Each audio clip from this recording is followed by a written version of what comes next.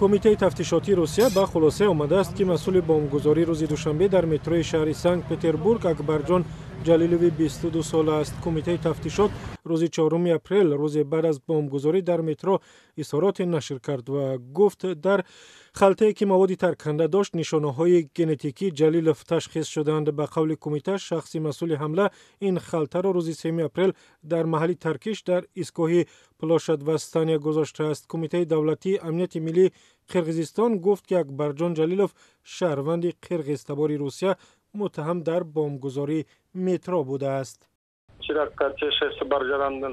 معلوم شد که متهم به عمل تروریستی زاده قرقیزستان است. او شهروندی روسیه را داشت. حالا کمیته امنیت ملی قرقیزستان با همکاران روسش در تماس است و فعالیت‌های ضروری را انجام می‌دهد.